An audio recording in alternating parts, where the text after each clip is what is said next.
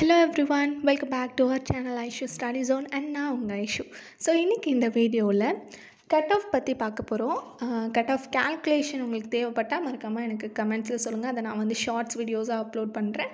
இதில் கட் ஆஃப்னா என்ன, because siblings இருக்கிறவங்களுக்கு கட் ஆஃப்னா என்ன அந்த கஷ்டம்லாம் நல்லாவே தெரிஞ்சிருக்கும். சிப்ளிங்ஸ் இல்லாதவங்க சீனியர்கிட்ட கேட்க கஷ்டப்படுறவங்க இந்த வீடியோ பார்த்து தெரிஞ்சுக்கோங்க. Okay, what is cut off பார்க்கலாமா? கட் ஆஃப் அப்படின்றது மார்க் தான். இது தனியாக ஏதாச்சும் டெஸ்ட்டு எழுதி மார்க் ஸ்கோர் பண்ணுறதா அப்படின்னு கிடையாது. நீங்கள் 12th 600க்கு எழுதுறீங்க இல்லையா, ஸோ அதுலேருந்து சில சப்ஜெக்ட்ஸ் மார்க்ஸை ஒரு கேல்குலேஷன் பண்ணி 200 அவுட் ஆஃப் 200க்கு இருக்கிறது தான் கட் ஆஃப்.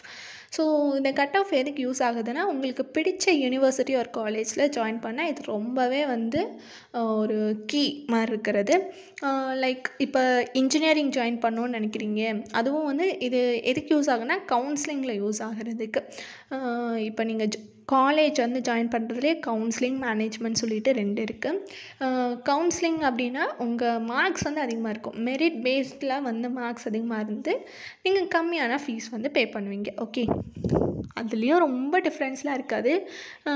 லைக் இவங்க 15 மேனேஜ்மெண்ட்னா கிட்டத்தட்ட 15 lakh வரும்.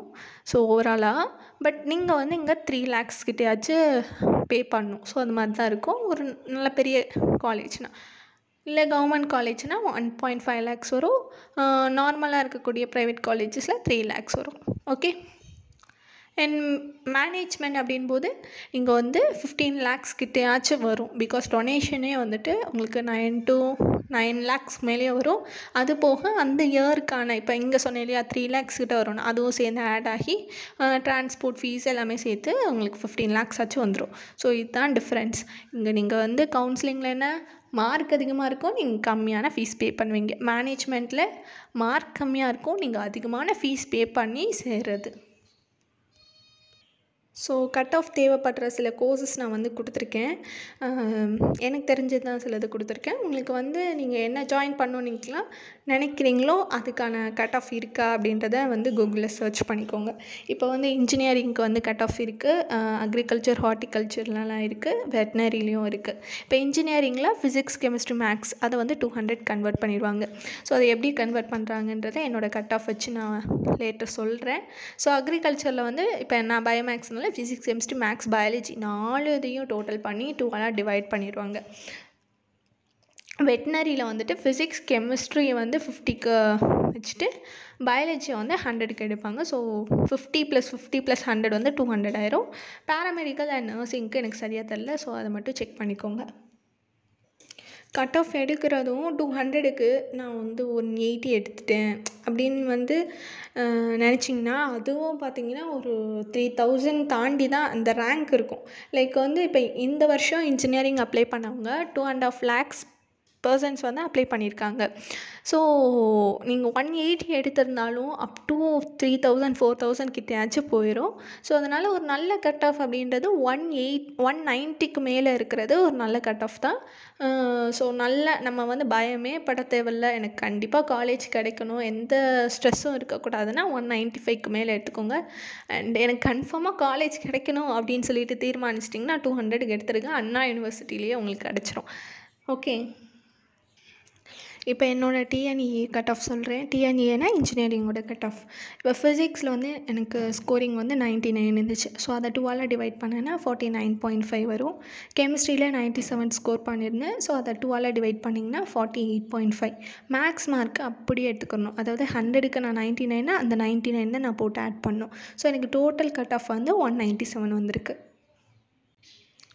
ஸோ நிறைய ஹை ஸ்கோர் கட் ஆஃப் எடுத்துட்டிங்க அப்படின்னா ரொம்ப சேஃபாக ஃபீல் பண்ணலாம்.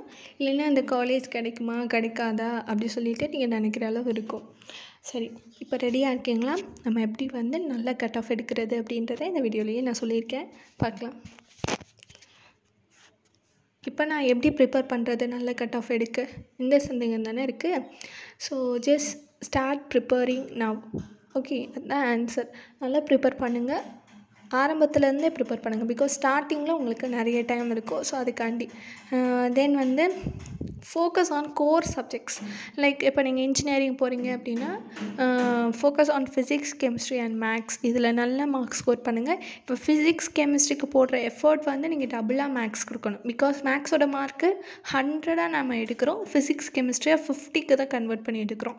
ஸோ அதோட எஃபர்ட் வந்து நீங்கள் டபுளாக போடணும். ஸோ அதே மாதிரி அக்ரிகல்ச்சர் படிக்கணும் அப்படின்னா அந்த 4 சப்ஜெக்ட்ஸையும் நீங்கள் நல்லா ஃபோக்கஸ் பண்ணணும். ஓகே,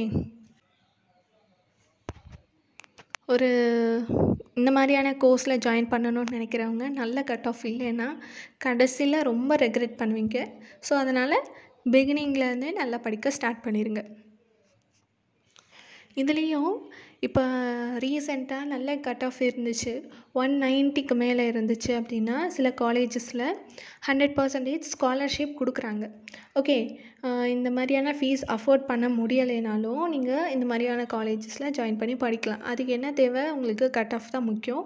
ஸோ இதுலேயே பார்த்தீங்க அப்படின்னா 195, 190க்கு மேலே இருந்துச்சு அப்படின்னா உங்களுக்கு ஹாஸ்டல் ஃபீ, டியூஷன் ஃபீ எல்லாமே வந்து ஃப்ரீ பண்ணி தராங்க.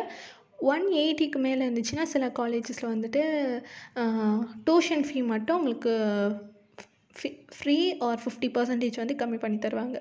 ஸோ அதுக்கான டீட்டெயில்ஸ்லாம் நீங்கள் அப்போ பார்த்துக்கலாம். இப்போதைக்கு நல்ல கட் ஆஃப் எப்படி ஸ்கோர் பண்ணணும் அப்படின்றத மட்டும் ஃபோக்கஸ் பண்ணுங்கள். ஸோ இந்த வீடியோ உங்களுக்கு ரொம்பவே ஹெல்ப்ஃபுல்லாக இருந்திருக்கும்னு நினைக்கிறேன். தேங்க்ஸ் ஃபார் வாட்சிங்.